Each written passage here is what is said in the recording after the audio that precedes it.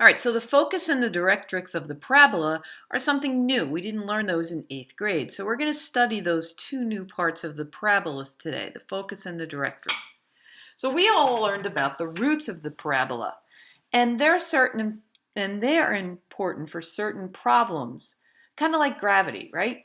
That was the whole thing in 8th grade. You had somebody standing on a building and they threw an object and it came to the ground. And since it came to the ground, we wanted to know about the roots. The same thing in business. Business has a break-even point, they have a maximum point where they want to make the most money, and then they have the break-even point on the other end. But every once in a while, we want to learn about something different that has to do with parabolas. And say satellites. When we're working with satellites, then the focus is important. Because this is what a parabola does.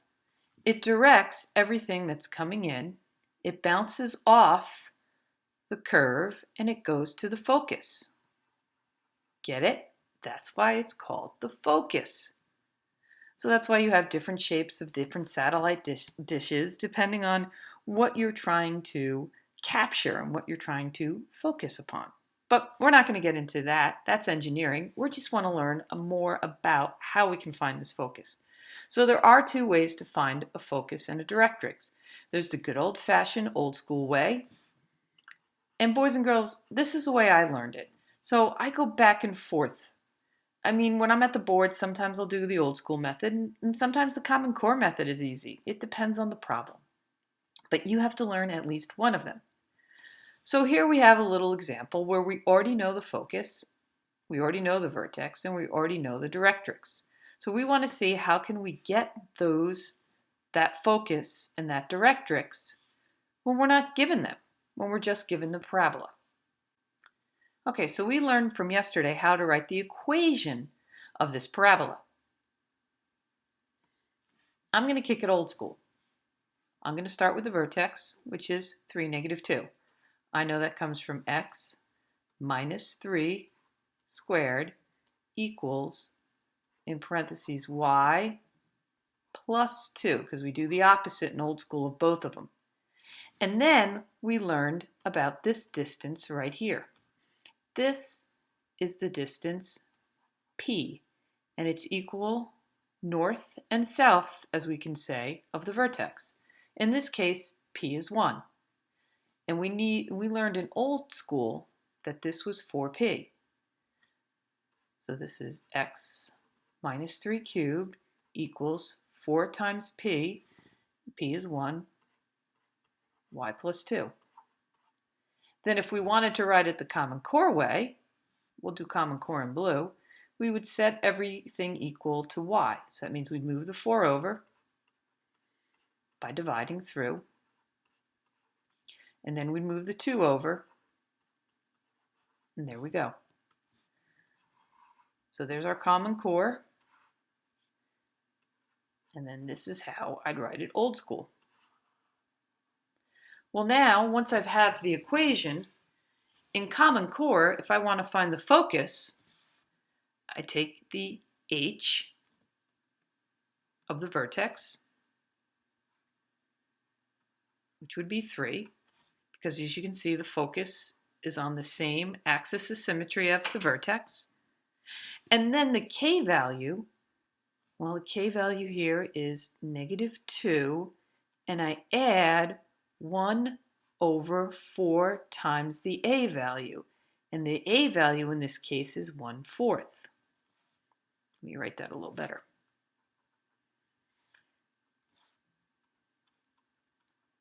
Now what you have here is a lovely complex fraction. You have 1 times 4 times 1 over 4. Well, 4 times 1/4, lovely, is 1. So all of this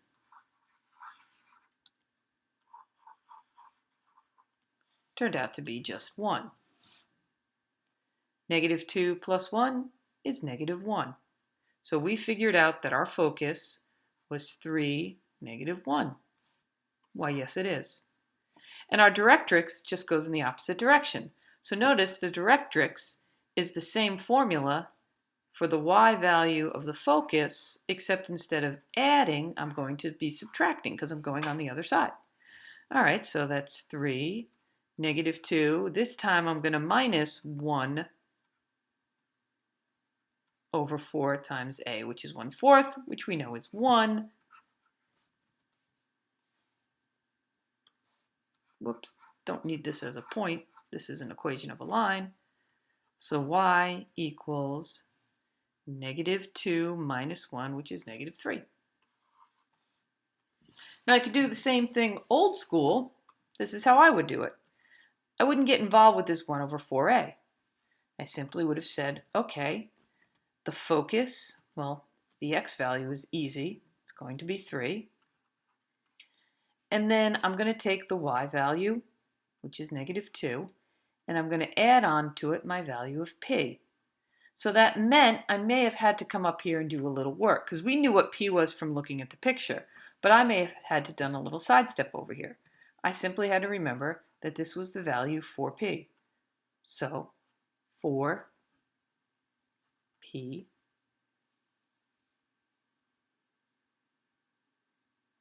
equals 4.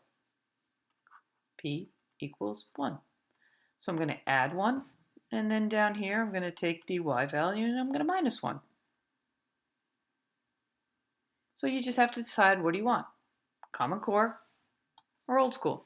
All right, so here is our first example that we want to try on our own. There's a parabola, and I want to find the focus and the directrix.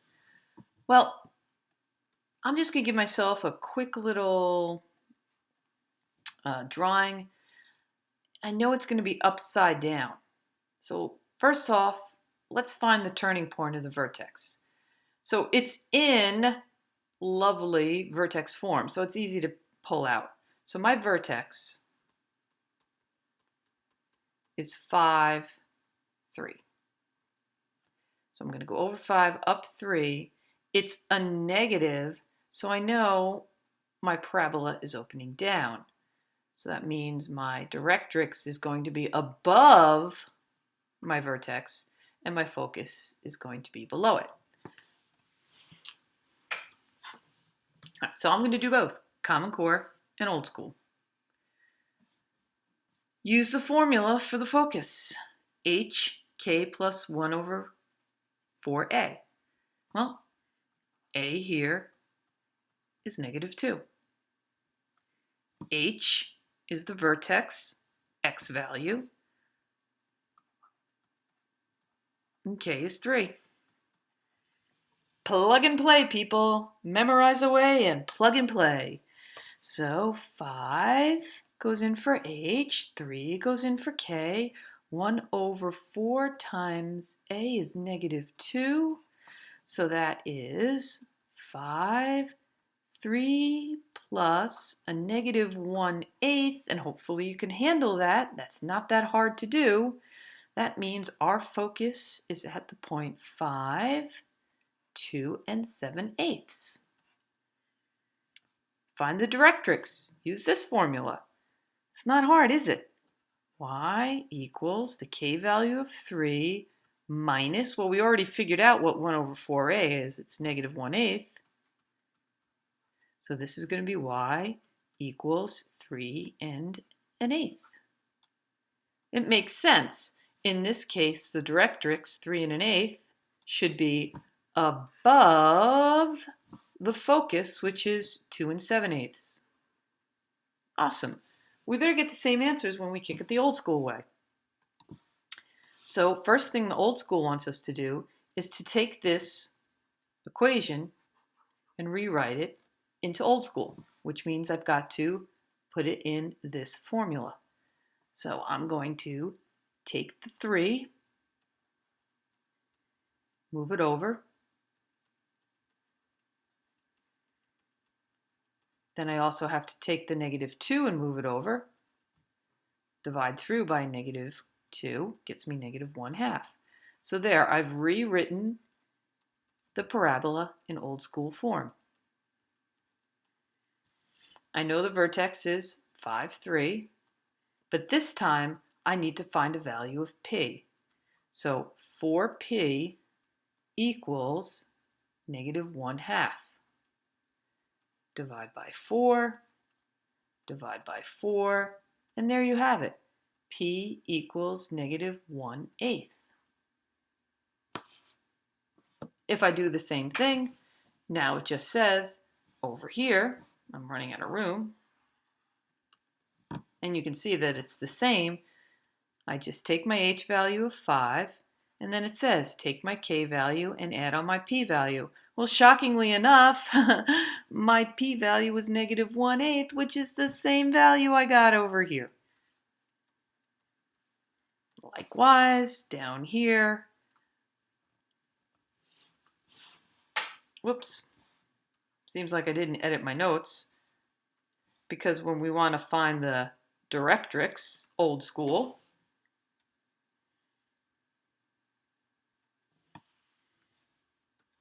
we simply do y equals the k value minus the p value.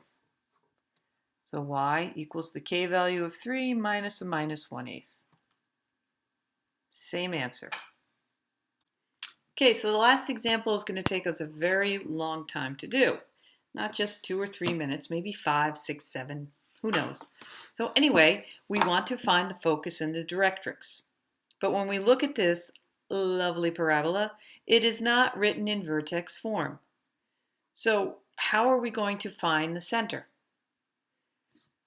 If you'd like to work with it in vertex form, which I highly recommend, we are going to have to complete the square. So remember, completing the square, the first thing we're going to have to do is factor out the 2. That leaves us with x squared minus 5/2 x plus 3/2. Since we factored out a 2, we have to leave it on the outside. This 2 is going to be very important because remember, it's our a hidden value. X squared minus 5/2 x equals negative 3/2 when we bring it to another side and we set it equal to 0. But I can't forget about this 2 out front. We haven't dealt with this yet. We haven't seen this. We did in 8th grade, but we have to review it. I now do my b, half of b, half of b squared. Well, b is negative 5/2. Half of b is negative 5/4. Negative 5/4 squared is 25 over 16. That's what I'm going to add to both sides.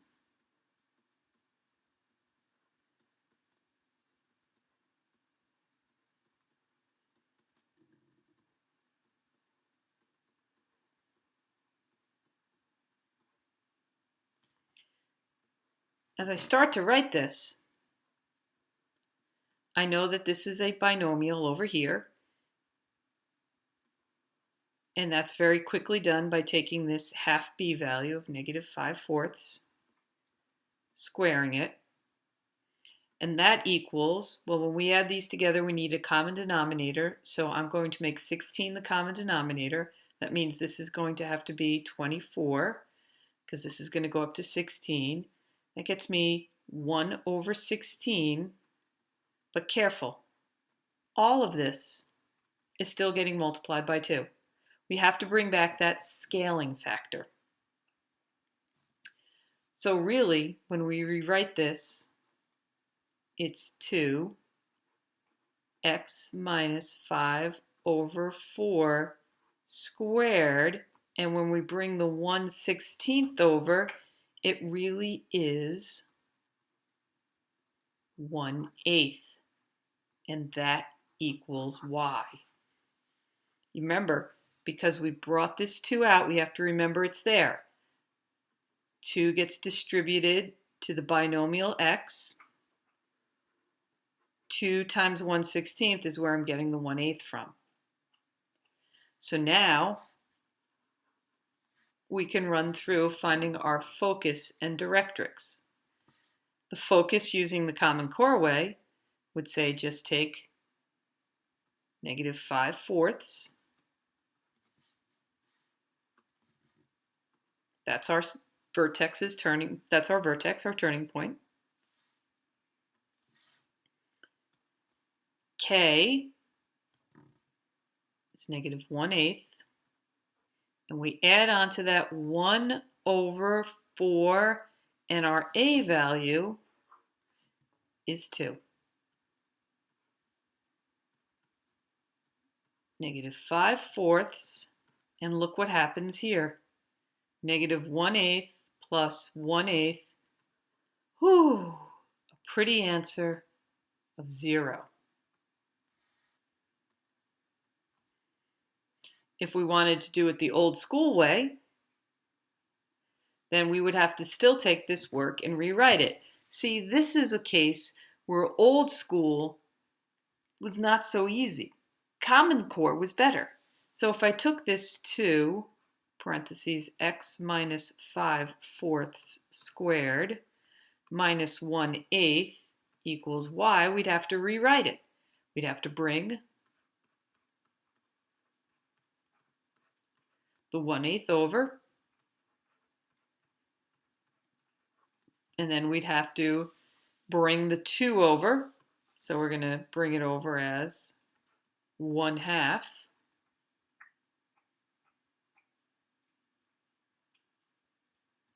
And then we realize that 4p is what's going to be in front of the y minus k, so 4p is 1/2. Divide out by 4, and we get 1/8. Remember, we always get the same value we actually do over here. So we know the answer is going to be negative 5/4 for the x value.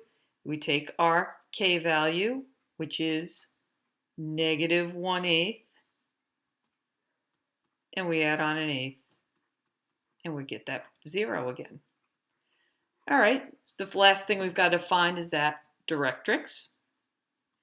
And that's going to be easy because y is, take my k value is negative 1/8, and minus from it 1 over 4a. Negative 1/8 minus 1 over, well, 4 times a is 2, so negative 1/8 minus 1/8 is negative 2/8. So my directrix is y equals 1/4. Old school, same thing. Y equals, my k value is negative 1/8, and then we found our p value up here to be 1/8. Whoops.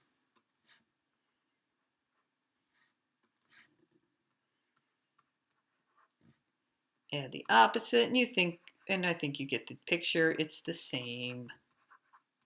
So yes, this is totally new, and hey, I don't know what to tell you. You're going to whine about it, but you got to learn it.